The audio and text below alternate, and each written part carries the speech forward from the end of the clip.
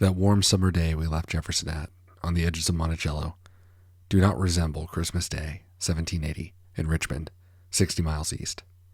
It's improbable that Jefferson would be thinking back on his tenure as governor, but looking out on the Appalachians where we left him yesterday, how often did Jefferson daydream upon the blooming of what he envisioned as an empire of liberty? On that normally festive day, Jefferson informed George Rogers Clark of military movements and rendezvous as he prepared for an assault on Detroit. The Empire of Liberty would morph over the years. In 1780, after Clark's assaults on the Shawnee towns of Chillicothe and Pequot, he closed his letter with American independence still an unsettled issue. Quote, "We shall divert through our own country a branch of commerce which the European states have thought worthy of the most important struggles and sacrifices, and in the event of peace on terms which have been contemplated by some powers, we shall form to the American Union a barrier against the dangerous extension of the British province of Canada, and add to the Empire of Liberty an extensive and fertile country, thereby converting dangerous enemies into valuable friends." While the specter of European war never completely waned in Jefferson's lifetime, where we sit in the story, it wasn't barriers or Canada that kept its continuity, but enemies and friends, and how one can be one day and another the next.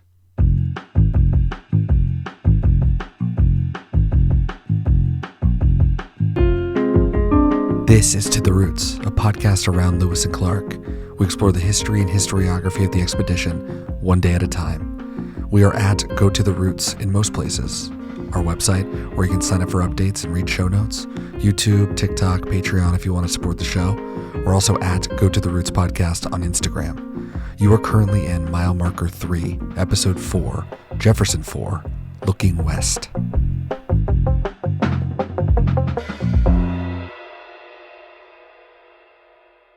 Two major features arose prior to Lewis heading down the Ohio in 1803 that set the tone for how the United States would see the West in all its prisms. The first is European intrigue, which is what we're going to look at today, and the second is Native America, which we'll explore tomorrow. But we'll start with the British. There is no knowing who first dreamed of crossing North America, Bernard de Voto wrote, but it was an old dream in 1534 when Cartier first heard of a big river that would be called the St. Lawrence. Mackenzie had fulfilled the dream. That was 1793, and it would be 8 years until his book of voyages of his 89 trip to the Arctic as well as his 93 trip to the Pacific would be published. If Jefferson had cause to be concerned back in 1783 writing to George Rogers Clark, then the clarion call for Mackenzie to lock down the Pacific Northwest by any means necessary before the Americans arrived must have felt like a declaration of war. Only the British never heeded Mackenzie's warnings against complacency, while Jefferson, he sent the army. Jefferson may have known that the maintenance of the status quo is a more powerful impulse of empire than rapid change.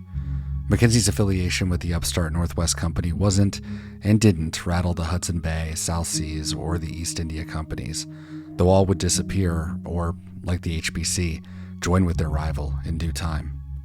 In beating the British to Columbia itself would be a declaration toward Jefferson's Empire of Liberty.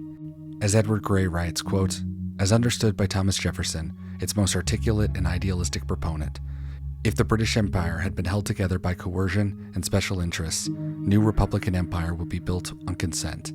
If the British Empire would have a clearly defined metropolitan center, this new Republican Empire would have no such center. It would sit like a halo over the collections of people and nations under its reign, a benign guarantor of rights and liberties." End quote. All the European powers acted as if they had more time, that the musical chairs that they had played for centuries with one another, typically at the rest of the world's expense, would continue indefinitely. In that liminal space, Britain would continue to brush up against the United States, namely in the West, in fleeting alliances with Native America. In 1812, the two countries would be at war, and there's a case to be made that independence wasn't really gained until the Treaty of Ghent in 1815.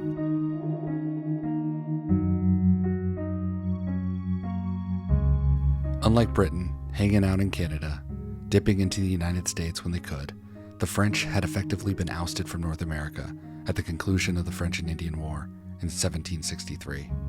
In lieu of handing over the Mississippi Valley to the English, they did a secret deal with Spain that remained in place until Napoleon's secret treaty of his own in 1800, which ceded Louisiana back to France.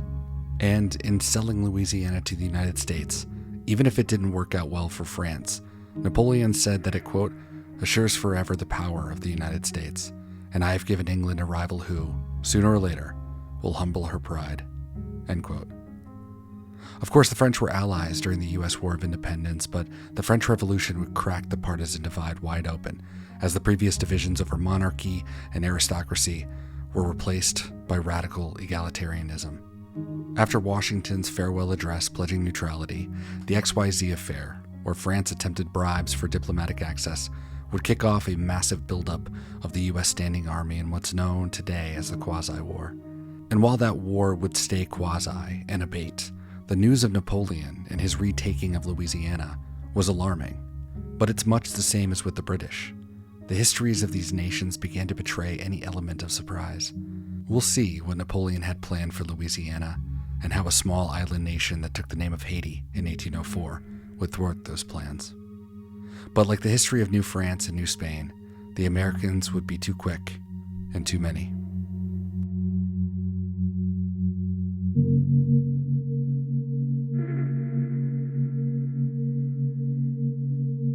Russia proved to be the real wild card, but so much lay between Virginia and Sitka.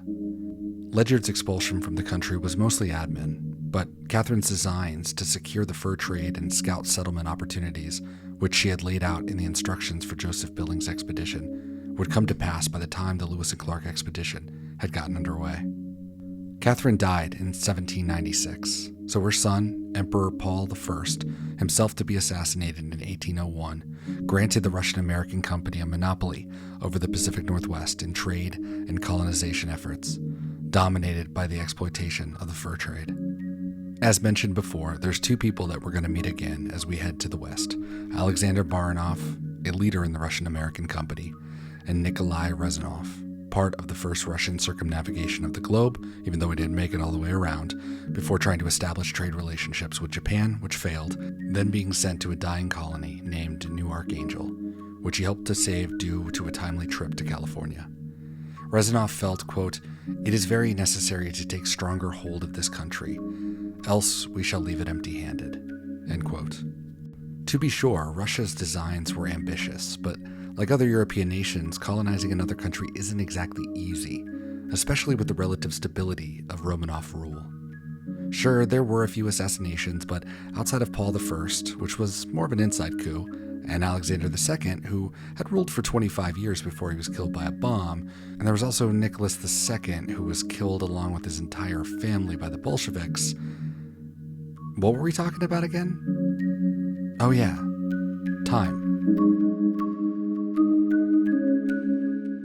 Speaking of time, Spain's was almost up.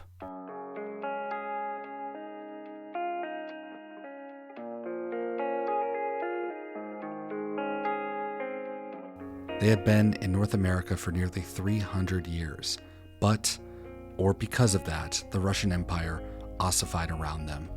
I mean, there was a 16-year Royal Botanical Expedition, led by Don Martin de Saisset, that collected 8,000 samples and more than 2,000 specimens of plants that was effectively memory hold upon completion, as the state had no ability to put this incredible feat to any good use. And it's not just history. You can read the correspondence of those in charge in the 1780s and 1790s because they got it. Perez, Miro, Carondelet, Trudeau, they all diagnosed the failures of execution, of imagination, of inflexibility. James Gardner is on the money diagnosing Spain's relation to the rest of the world. It was, quote, poorly conceptualized and simply inadequate. In part, this was a reflection of an overextended and weakened Spanish Empire, and it was a reflection of failure to rethink some basic Spanish commitments, even in the face of some knowledgeable information about the American and European expansionary intentions, and to rethink Spanish interests in a way that moved beyond the focus on and protection of Spanish minds and interests in Mexico, end quote. It turned out that the Spanish had no resources or recourse to shift a large, sinking ship like the British could do, or like the French were trying to do. There's a reason capitalism is the most robust and insidious economic system on Earth. It can change on a dime and is beholden to one thing: money. And if your home country supports that endeavor, it's a win-win. As such, Britain provided the native people of the Missouri and Illinois country with cheaper, better, and more convenient goods that Spain just couldn't. And while nobody likes the British and the Americans were the real threat, Spain continued to try to incentivize immigration, but they couldn't let go of that urge, that 300-year urge from the time that they stepped ashore in the Caribbean to culturally subsume whoever lived on their land. France had that problem too, and it led to the death of New France and the loss of not just the Mississippi Valley, but all of Canada. And as we'll see, revolutionary France never established anything long-term, so we'll never really know. Spain is ostensibly in control as Lewis and Clark arrive in Kaskaskia in November of 1803, but not for long. In December 1787, Agrippa contradicts Jefferson's visions of the West.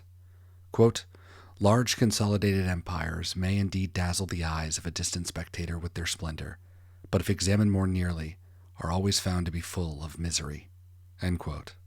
Agrippa argued that those in the warmer climates, the South, are more dissolute in their manners and less industrious than in the colder climates, the North. He predicted that one region would cramp the spirit of the other. That's certainly one way to put it.